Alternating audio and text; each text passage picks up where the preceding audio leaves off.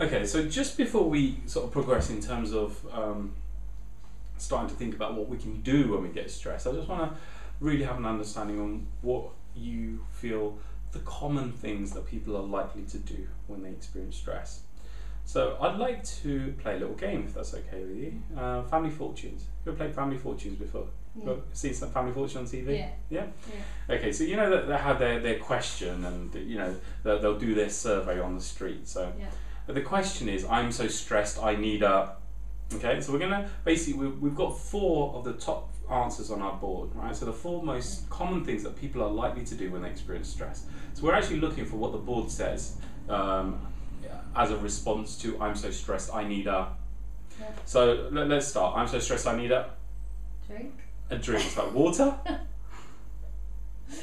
No, probably an alcoholic drink. So alcohol. Okay, Yeah. let's ask the board. Ding! Yeah, absolutely correct. So alcohol. 3 more. I'm so stressed, I need a... Massage. A massage. Really good answer. Really great way to relax. You know, I'm so stressed, I could go for a massage. Let's ask the board. It's not on the top 4. Alright, there's 3 more. I'm so stressed, I need a... Holiday.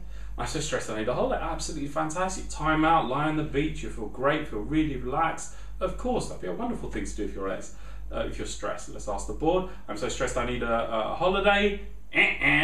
It's a good answer, but again, like you know, taking the time, like having a massage, it's not on the top 4. It's not the most likely thing that people are going to turn to. So I'm so stressed, I need a... Break? No. Same as a holiday. Yeah.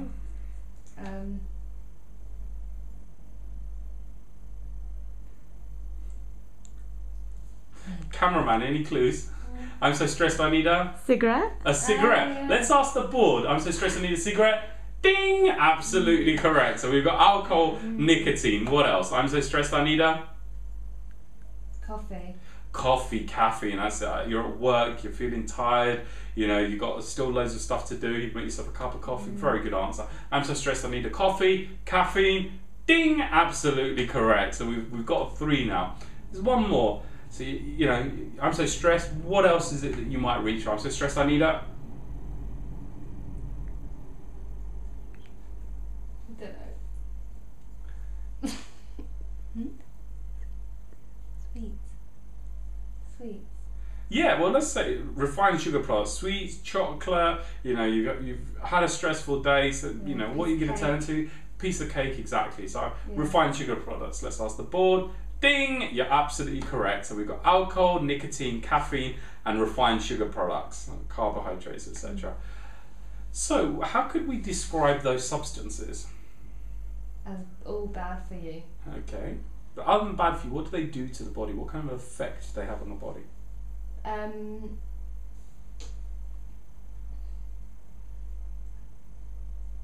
They don't help.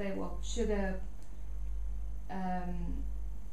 Sugar will give you a sugar rush. Sweet things will give you a sugar rush. So instead of relaxing, you'll become more hyper.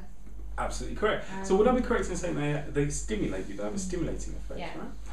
Now, and this is interesting because you know we turn to substances that have a stimulating effect when we are looking to relax.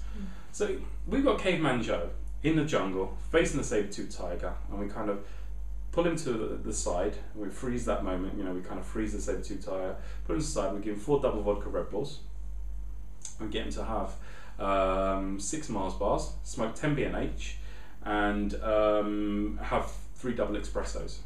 Yeah, what's going to happen to him? Is he going to be relaxed? No. You put him back in front of the saber-toothed tiger. I actually feel sorry for the saber-toothed tiger at that moment because he's going to be going mental. Yeah. Now this is interesting because as rational, intelligent adults, we turn to substances that actually have the reverse effect of what we're looking for. They don't relax us; they make the situation a whole lot worse. So why do we turn to these things? As a quick fix, as a something that comforts you. Yeah, that's part of it.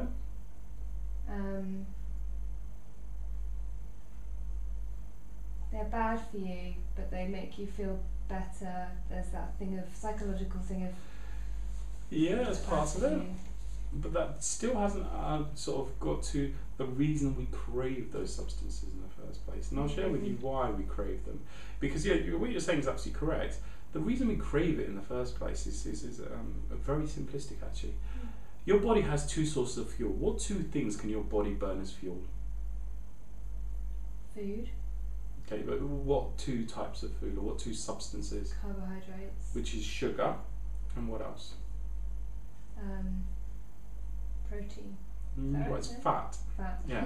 So it's very simplistic, but there's two things that your body can burn as fuel are sugar and fat. Okay? Now, the average human body can only hold about 2,500 calories worth of sugar at any one time. Okay? Now, you may have done this experiment when you were at school. I did this when I was at school, or you may have an understanding of what happens to these substances if you've ever cooked, for example. But if I have some sugar and some fat, so I've got a couple of sugar cubes, or sort of a bowl of sugar and a bowl of fat. If I put a flame to sugar, how quickly is it going to burst into flames?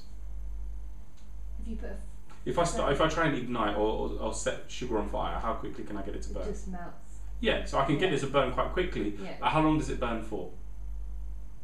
Not that long. Yeah, it's basically it'll ignite quickly, but it'll burn out pretty much instantaneously.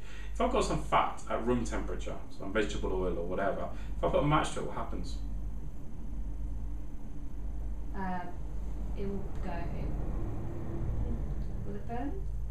Well, if it's at room temperature, it won't burn. Oh yeah, it'll keep boiling. Yes, exactly. So room temperature fat, nothing will happen. You put a flame to it, nothing happens. In order for you to ignite that fat, you have to raise the temperature. You have to get it hot enough. But once it's burning, once you've got that fat on fire, how long will it burn for? Ages. You know, like chip pan fires can literally burn for several days.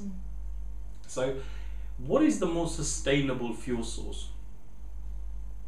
The fat. The fat. If you're stressed and you need energy quickly to deal with that stressful situation, what do you think would be a better fuel source for your body to tap into? You need it quick. Sugar. Exactly. You need it quick, and you're not expecting to be in that state for very long, are you? No. Because the stress isn't going to last very long. So you tap into a fuel source which is only designed for a short-term use. So, because your body can only hold 2,500 calories worth of sugar, when you get stressed, you start burning that sugar, you burn it off quite quickly. And you get to 2 o'clock in the afternoon and you feel like drained and you've got no energy. And you go to the vending machine to reach for a chocolate bar or get a Coke or a cup of coffee or go for a cigarette because you need something to give you that boost. But that boost is literally fuel for stress. All it's doing is allowing you to stay in a state of stress. It's fuel to keep you stressed. Because when you get relaxed, you don't need those sugar stimulants because you're not burning sugar anymore.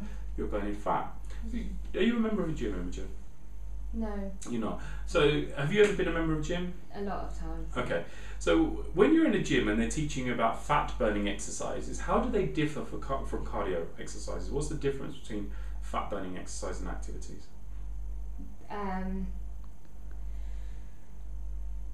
It's about their resistance exercises, aren't they? Mostly. Not necessarily. There's something else which is a key to being in a fat burning zone. Okay. To be in a fat burning zone, you would actually have to exercise slower at a much lower heart rate than you would if you were doing cardio exercises. So again, you know, if you ever are a member of a gym again, or you know somebody goes to the gym, if you ask them what are fat burning exercises, they'll usually say it'll be like jogging as opposed to sprinting. It will be like swimming or cycling as opposed to, you know, doing frantic exercises. Because when you that slower pace of exercise allows your body to be in the fat burning zone. Yeah? As we were talking about before, you know, as you're relaxed, you burn fat as a fuel source. When you're stressed or panicky or anxious, you're more likely to burn sugar. So it's important that we apply this knowledge to ensure that we are, you know, our marathon state or our sustainable pace is one which burns fat, so we are less likely to turn to those things on our family fortunes board, which are just literally substances that we are using to keep us in a state of stress, that are allowing us to burn sugar, which is the fuel for stress. Okay, so it's really important that we understand that, because we turn to substances that actually have the reverse effect of what we're looking for. To relax and to take us out from stress, we can do it for free. It doesn't require a lot of time or energy. We don't need to pop any pills, consume any products. We don't need to spend any money. We just need to have a better understanding on how our bodies function. And when we do understand how our bodies function, we can relax easily, quickly, anywhere, anytime, without the need for any additional support.